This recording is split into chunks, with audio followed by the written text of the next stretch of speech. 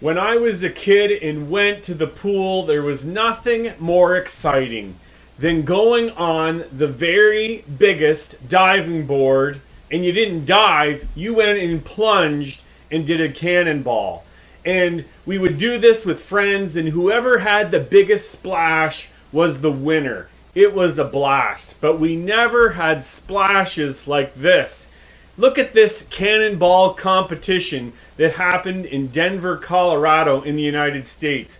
Check out these splashes and plunges.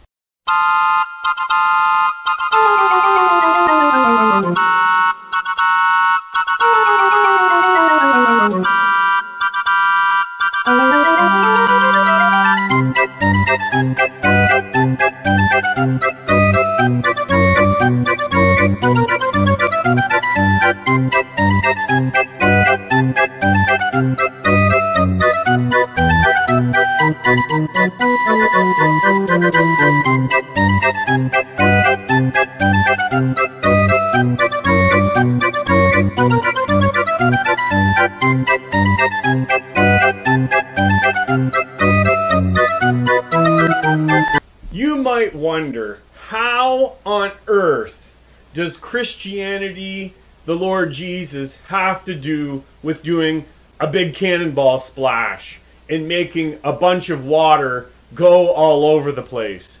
But actually, this illustration of the cannonball helps us understand Christianity and what it means to follow the Lord. There's a problem with us as humans. We have plunged into sin, and when I mean that we've plunged into sin, it means that we've fully committed ourselves to sin. When you jump off that high diving board, once you are gone and you're out into the air, you are committed and you're going right into the water. Like we as humans, apart from Christ, we are committed in living for sin. Psalm 36 helps us understand this idea of our human condition apart from Jesus Christ. Psalm 36 verse 1-4. Transgression speaks to the wicked deep in his heart. There's no fear of God before his eyes. For he flatters himself in his own eyes that his iniquity cannot be found out and hated. The words of his mouth are trouble and deceit. He has ceased to act wisely and to do good. He plots trouble while on his bed.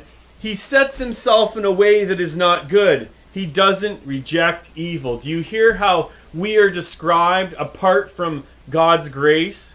We don't fear God. We don't see our sin. We don't hate our sin. We have sinful speech. We use our speech not to glorify God or to thank God, but we trash others. And while we are on our beds, we plot our way on a sinful course and we don't reject it. We have completely plunged ourselves into rebellion against God, into sin, into wickedness. And the problem with that is that our sin separates us from God. It alienates us from God. It puts us at odds with God. We are not in a right relationship with God because of our sin.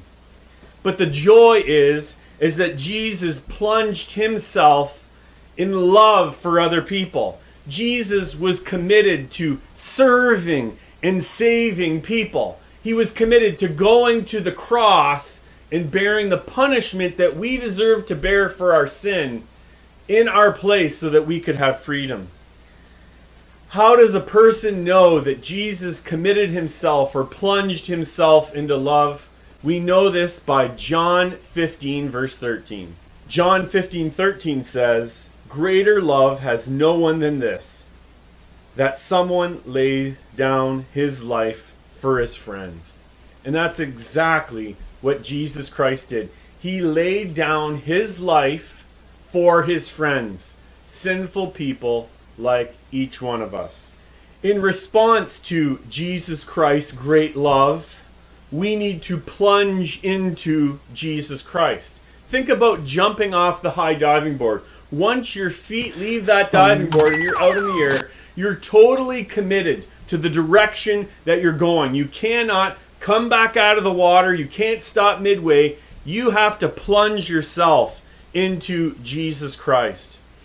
We need to be fully committed to the grace of Christ that's given to us and live for Jesus Christ. When you want to become a Christian, you have to plunge into Christ. You just can't dip your toe in the water and dip your toe and say, well, I'm a Christian. No, you plunge yourself into Jesus Christ. You follow Jesus. He's your boss. You take your cues now from Jesus Christ. You live for Jesus Christ. You're committed to Jesus Christ. You grasp and you hold on to Jesus Christ, all that he is and all that he's commanded for us.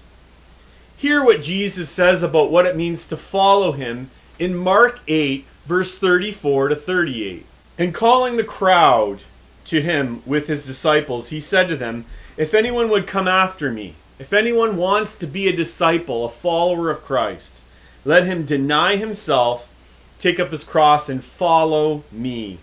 For whoever would save his life will lose it, but whoever loses his life for my sake and the gospel's will save it. For what does it profit a man to gain the whole world and yet forfeit his soul? For what can a man give for return for his soul?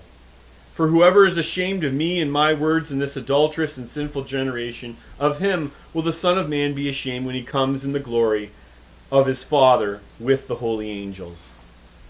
Here we see commitment to Christ, treasuring Christ, Christ being our greatest passion, our greatest joy, because the love and the grace that he has shown us.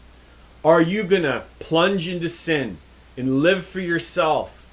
Live a life committed to sin? Or are you going to recognize that you've rebelled against God, you've sinned, and that sin has put you at odds with God, and you need to receive the gift of God, who is Jesus Christ, and live and plunge yourself into Jesus Christ, being fully devoted to him and following him. Thanks for watching, and God bless.